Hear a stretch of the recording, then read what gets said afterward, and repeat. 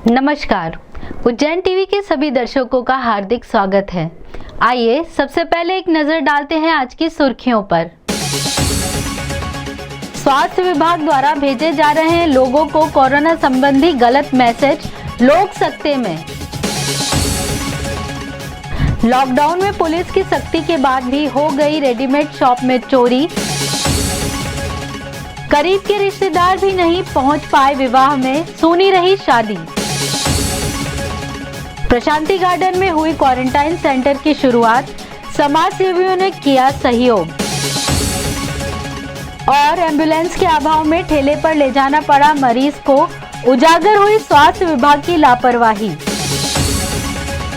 स्वास्थ्य विभाग द्वारा ऐसे लोगों को भेजे जा रहे हैं होम क्वारंटाइन रहने के मैसेज जिन्होंने कोरोना जांच कभी नहीं करवाई, लोग सकते में। इसे स्वास्थ्य विभाग का अति उत्साह कहें अथवा लापरवाही कि स्वास्थ्य विभाग ऐसे लोगों को होम क्वारंटाइन रहने की हिदायत दे रहा है जिन्होंने कभी भी और कहीं भी कोरोना जांच नहीं कराई।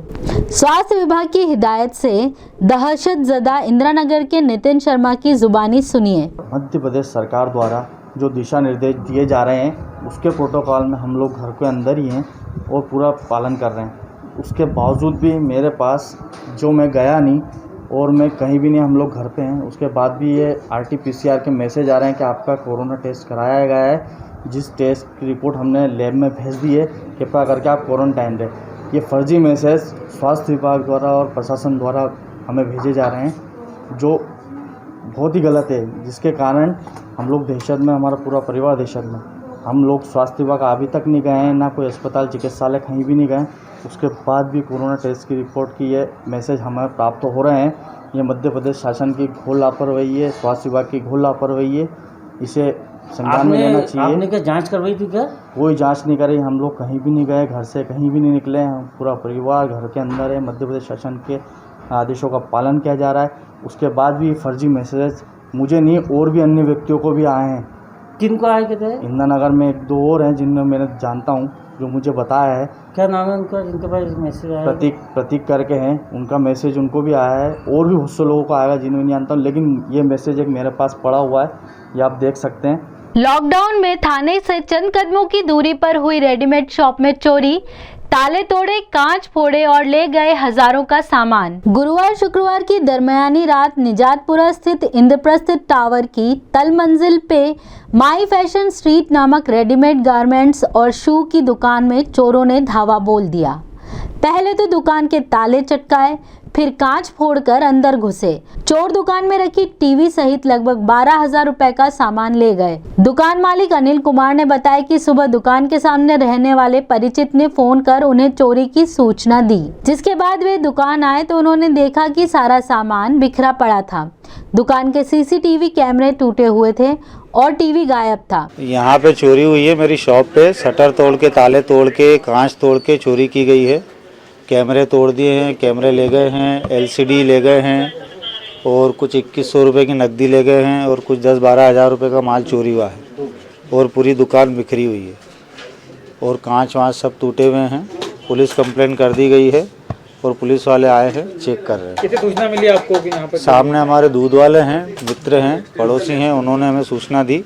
सुबह 10 बजे, 10:15 बजे हम लोग आए, तब से अभी तक कार्रवाई चल रही है। सूचना लगते ही कोतवाली थाना CSP पल्लवी शुक्ला पुलिस बल सहित मौके पर पहुंची। फिंगरप्रिंट एक्सपर्ट को भी बुलाया गया और घटना स्थल से आवश्यक साक्ष्य लिए गए। कल रात में माई स्टाइल करके जो कपड़ों की दुकान है, यहाँ पर चोरी होने की सूचना है। हम लोग अभी सभी घटना स्थल पर मौजूद हैं। अभी तहकीकात तस्दीक की जा रही है, क्या सामान गया है क्या नहीं, अभी जांच जारी है। मैडम, जनता करके लगभग चल रहा है और गश्त भी पुलिस लगातार कर रही है, किस तरह की घटना है? अभी ये जांच का विषय है, देखते हैं कि ये कहाँ से कैसे आया है और कैसा गया है। अभी फिंगरप्रिंट एक्सपर्ट्स भी हमारे साथ हैं, जो भी वास्तविकता है वो पहले सामने आएगी, फिर बताएं। कोतवाली थाने से महज चंद कदमों की दूरी पर लॉकडाउन के समय में चोरी की वारदात होना उज्जैन पुलिस के लिए भी चुनौती है। बृहदाकार उपन्यासों की तरह होने वाली शादियां अब हो गई लघु कथाओं की तरह। न बैंड, न बाजा, न बाराती, न ही पहुंच पा रहे करीबी रिश्तेदार। शादियों को लेकर हर पीढ़ी का अपना अपना अनुभव है। पुरानी पीढ़ी का कहना है कि बेटा, शादियां तो हमारे जमाने में होती थी, 15 से लेकर 7 दिन तक बारातें रुकती थी। बहन बेटियां तो महीने 15 दिन पहले ही आ जाती थी। बैंड बाजे, ढोल ढमाके, नाच गाना, साथ साथ गाँव की पंगतें, वो रोशनियां, वो नाच गाने, उसे कहते थे शादी। अगली पीढ़ी ने कहा, हमारे जमाने में भले ही टाइम की कमी हो, लेकिन 2-3 दिन की शादियों में भी मजे आ जाते थे। ढेर सारे मेहमान, प्रोसेशन, रिसेप्शन, लाइट डेकोरेशन, खूब सारे डीजे और बैंड वाले, और चौराहों पर डांस की मस्ती। और लीजिए, मौजूदा पीढ़ी और उनके पेरेंट्स कोरोना काल के सामने निरुपाय होकर क्या कह रहे हैं। मेरा बड़ा बेटा है, इसकी मतलब हमारे घर में तो पहली शादी है, हमारे कोई मेहमान नहीं आ पाए, उनकी न ताई ताऊ न मेरी कोई बहन है, कोई नहीं आ पाए। केवल हम 4 लोग इंदौर से आए शादी करने के लिए। हम लोग के भी बहुत अरमान थे, क्योंकि पहली शादी है और कोई भी शामिल नहीं हो पाया, इसका हमें दुख भी है। शादी तो हम लोग बहुत कम लोगों में कर रहे हैं, सरकार ने लॉकडाउन लगा दिया, नहीं तो शादी तो हम लोगों ने बहुत बड़े स्तर पे करने को, और बहुत सारी प्लानिंग थी, सब कुछ पहले हो गई। अचानक से सरकार ने लॉकडाउन लगवा दिया, सारी व्यवस्था बिगड़ गई। हम सिर्फ घर के लोग 10 जने मिलकर शादी कर रहे हैं। किस प्रकार के अरमान थे आपके? मेरा लेडीज संगीत वगैरह सब कुछ भी कार्यक्रम नहीं हो पाया। हमने बहुत सूक्ष्म में काम करा है, सिर्फ 10 जने थे, हमने 10 जनों में ही पूरी शादी करी है। बहुत संक्षिप्त रूप में शादी करा रहे हैं और नाम मात्र शादी के कर्म संपन्न होने जा रहे हैं। जैसे शादी में 6 घंटा लगता है, परंतु मात्र कम से कम 1.5 घंटे में शादी संपन्न करा रहे हैं और इस प्रकार से विधि संपन्न हो रही है। कितने का यहाँ पे मेहमान वगैरह आए? यहाँ पर मात्र 4 मेहमान आए हैं बाराती की तरफ से, तो और घर के सदस्य हैं वो भी बहुत कम है, परिवार ही नहीं आ पा रहा है। प्रशांति कोविड सेंटर का उच्च शिक्षा मंत्री डॉक्टर मोहन यादव और प्रशासनिक अधिकारियों की उपस्थिति में हुआ शुभारंभ। प्रशांति एजुकेशन वेलफेयर सोसाइटी द्वारा कोरोना मरीजों के इलाज के लिए प्रशांति कोविड सेंटर जनसाधारण को लोकार्पित किया गया। इस अवसर पर उच्च शिक्षा मंत्री डॉक्टर मोहन यादव तथा प्रशासन के आला अफसरों की भी मौजूदगी रही। संस्था के पदाधिकारियों ने कोविड सेंटर के बारे में बताते हुए कहा, किस तरह की यहाँ पर व्यवस्था है? सर, ये विगत हम 14-15 सालों से प्रशांति एजुकेशनल वेलफेयर सोसाइटी के द्वारा हम ये समाज की सेवा करते हैं। अभी हमारे कुछ मित्र जो है, चेतन जी गुप्ता, श्री मिष्ठान भंडार, आनंद जी पंड्या, गोविंदा जी लोहिया, विशाल गुप्ता, प्रशांति गार्डन से, हम सब लोगों ने अपने खुद के पैसों से यहाँ पर ये पूरी सुविधा हम शासन को मुहैया करा रहे हैं। हमारी कोशिश है कि यहाँ पर 150 लोगों को हम पूरा यहाँ पर रह के और उनको पूरी तरीके से सब सुविधा फ्री ऑफ कॉस्ट हम प्रोवाइड कर रहे हैं। तीनों वक्त का खाना भोजन सब हम यहाँ पर पूरा व्यवस्था करके दे रहे हैं। प्रशासन से सिर्फ इतनी सी हमको गुजारिश है कि थोड़ा पैरामेडिकल स्टाफ जो है वो हमको टाइम पे यहाँ पर मुहैया करा दे, और कुछ जो थोड़े क्रिटिकल केसेस हमारे पास आते हैं उनके लिए गैस के सिलेंडर की व्यवस्था ये हम शासन से थोड़ी गुजारिश करते हैं, क्योंकि हमने 5 कॉन्सेंट्रेटर मशीन अपने खुद की खरीद ली है, लेकिन इसके अलावा जो सिलेंडर है वो हम शासन से अपेक्षा करते हैं कि वो शासन हमको सिलेंडर यहाँ पर उपलब्ध। आज हमने प्रशांति कोविड केयर सेंटर का इनॉग्रेशन किया है, जिसमें माननीय हमारे मंत्री जी, सांसद महोदय, कलेक्टर साहब, एसपी साहब सब लोग आए थे और उन्हीं के आशीर्वाद से सारी चीज़ें शुरू हो पाई हैं। अभी स्टार्टिंग में ही मतलब आधे घंटे में ही हमारे पास करीबन 8 से 10 महिलाएं पेशेंट्स आ चुकी हैं और 4 से 5 जेंट्स पेशेंट आ गए हैं और उनका एडमिशन शुरू हो गया है, उनका ट्रीटमेंट शुरू हो गया है। नर्सिंग स्टाफ भी पूरा आ चुका है जो कलेक्टर साहब ने मुहैया कराया है और सांसद महोदय जी के उससे, तो सारे इस नर्सिंग स्टाफ के साथ पूरा ट्रीटमेंट शुरू हो गया। कितने बेड का बना है सर? अभी हमने स्टार्टिंग जो आज किया है वो हमने 50 बेड से किया है और 100 बेड की हमारा मतलब 1-2 दिन में अगर हमें पूरा नर्सिंग स्टाफ मिल जाता है तो हमारा 100 बेड का पूरा ये आइसोलेशन सेंटर जो हम लोगों ने जिसके लिए शुरू किया है 100 बेड से उसको 100 तक ले जाएंगे और आगे अगर और रिक्वायरमेंट रही तो हम 150 लोग तक का भी कर सकते हैं। एम्बुलेंस के अभाव में ठेले पर ही ऑक्सीजन लगाकर ले जाना पड़ा मरीज को स्वास्थ्य विभाग की लापरवाही आई सामने। आगरमालवा जिले के सुसनेर गांव की 30 वर्षीय छोटी बी को दमे की शिकायत है। पति इब्राहिम उनका इलाज कराने बाइक से उज्जैन लाए। उज्जैन विराटनगर में एक रिश्तेदार के घर पर पत्नी की अचानक तबीयत बिगड़ गई। एम्बुलेंस को फोन किया गया लेकिन जवाब नहीं मिला। पति समेत रिश्तेदार भी परेशान हो गए। जब एम्बुलेंस आने की उम्मीद खत्म होने लगी तो ऑक्सीजन सिलेंडर और ठेले की जुगाड़ की गई। ठेला गाड़ी 50 रुपए में किराए पर ली गई। पास ही रहने वाले कल्लू ने सिलेंडर और ठेला दिलाने में मदद की। महिला को ऑक्सीजन लगा दिया और ठेले पर डालकर अस्पताल ले गए। इब्राहिम ने ठेला धकाया तो कल्लू ने ऑक्सीजन सिलेंडर उठाया। लगभग 1.5 किलोमीटर का सफर ठेले पर तय कर महिला को निजी अस्पताल में लाया गया, जबकि अपर कलेक्टर जितेंद्र सिंह चौहान का कहना है कि स्वास्थ्य सेवाएं सुचारू रूप से चल रही हैं। अगर ऐसी कोई किसी के आपके संज्ञान में आई हो या आपने मेरे भी संज्ञान में डाली है, और अगर मैं आप लोगों के माध्यम से बताना चाह रहा हूँ कि अगर किसी भी पेशेंट को अगर अस्पताल की सुविधा की आवश्यकता हो तो तत्काल हमारे जो कॉन्टैक्ट नंबर है उस पर कॉल करें। 1075 जो हमारा हेल्पलाइन और कोरोना संबंधित जो 24 घंटे हमारी जो सेवाएं चल रही है उस पर वो कॉल करें।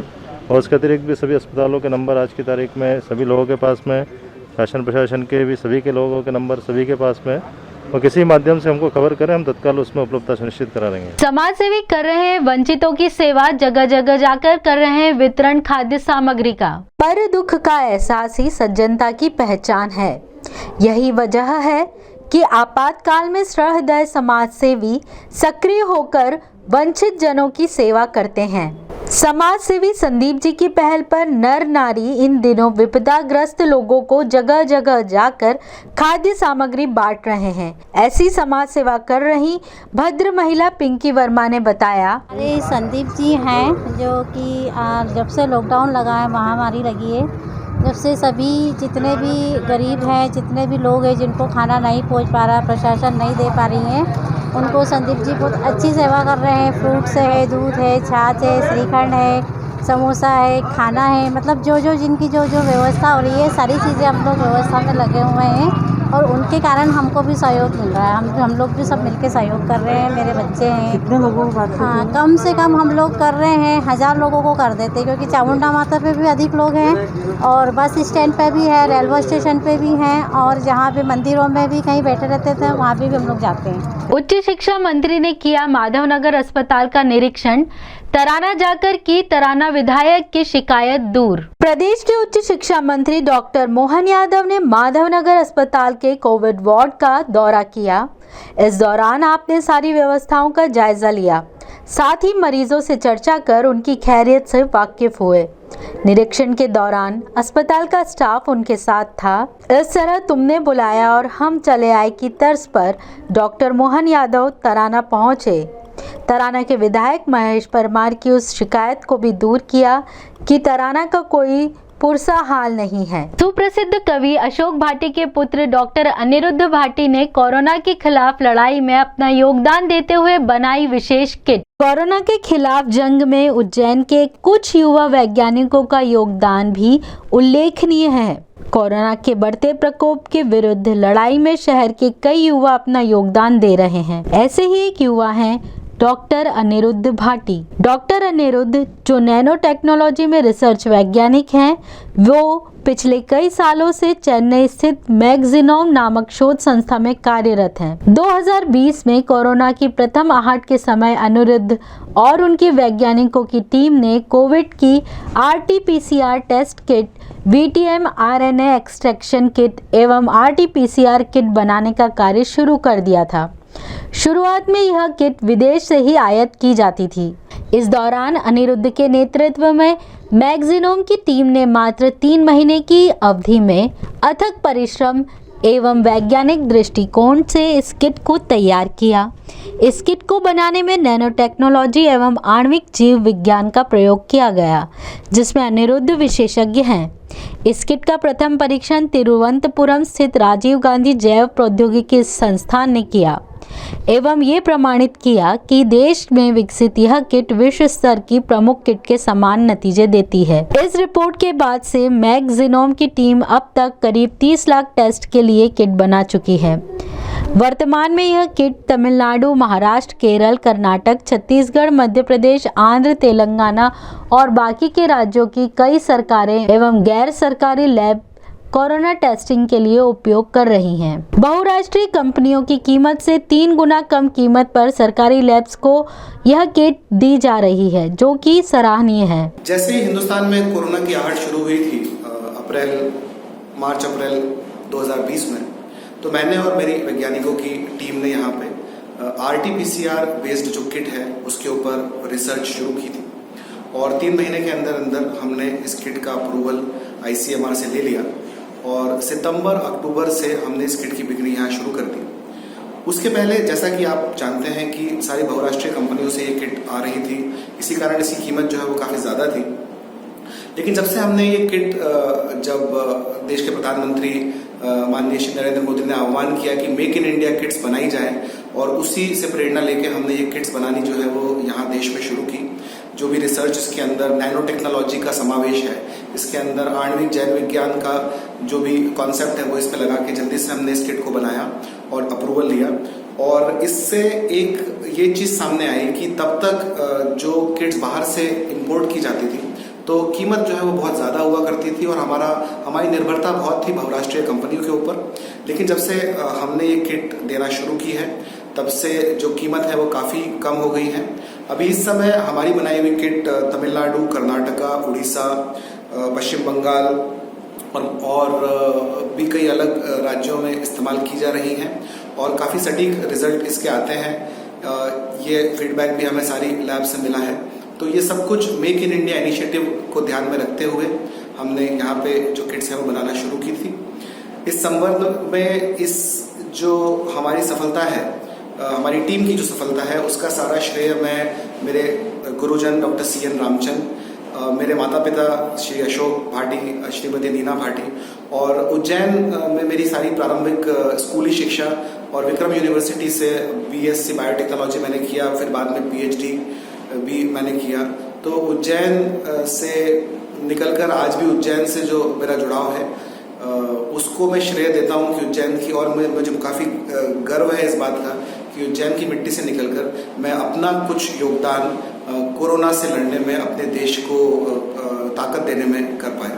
धन्यवाद। Molecular transfer medium, viral transfer medium, then RNA extraction, a unique RNA extraction technology from COVID virus, as well as reverse transcription polymerase chain reaction, which is RT-PCR. So these are the things we have done, but all these have got some kind of patents, proprietary novel technologies involved. For example, both viral transfer medium and molecular transfer medium, we have our own patent. The reason is that you don't have to keep it at 4 degrees. It can be kept at room temperature and stable for a very long time. One of the most important thing about our extraction is that extremely small quantity of throat swab or nasal swab or from saliva. Of course, saliva is not yet approved worldwide, but we have a phenomenal technology. From saliva, we will be able to extract RNA or viral RNA. Then, of course, RT-PCR also. These are the various things we have generated, and we have a team of about 40 to 50 people. We have about 15 to 20 high caliber scientists. One of my students who did PhD with me, Dr. Anirudh Bhati, who has developed this RNA extraction along with the team members like Tessie and all others. So the team is working almost 16 to 18 hours every day. हमारे नगर के Covid से बिगड़ते हालातों पर नगर के प्रतिष्ठित चिकित्सक दे रहे हैं नागरिकों को निरंतर हिदायतें। आइए देखते हैं उनकी सलाह। जो सबसे महत्वपूर्ण चीज़ है जो हमें इस बीमारी में ऑब्जर्व करना है वो है सोशल डिस्टेंसिंग, यानी कि 6 फीट की दूरी बना के हमें व्यवहार करना है। और इसके अलावा हमें मास्क लगाने की आदत डालना है, हमेशा मास्क लगाए रहना है और बारंबार हाथ धोना है। हाथ धोने के लिए सबसे बेहतर चीज़ है कि हम रोज़मर्रा का जो हमारा साबुन है उसका इस्तेमाल करें, नियमित व्यायाम करें, संतुलित भोजन करें, अफवाहों से बचें, चिकित्सकीय सलाह लें। लंबे समय तक घर में रहने के कारण मानसिक तनाव और अवसाद की स्थिति बन सकती है। अपने आप को विभिन्न गतिविधियों में लगाएं और प्रसन्न रहें। हमें महामारी से लड़ना है, डरना नहीं है। आइए एक नजर डालते हैं वैधशाला से प्राप्त मौसम के आंकड़ों पर।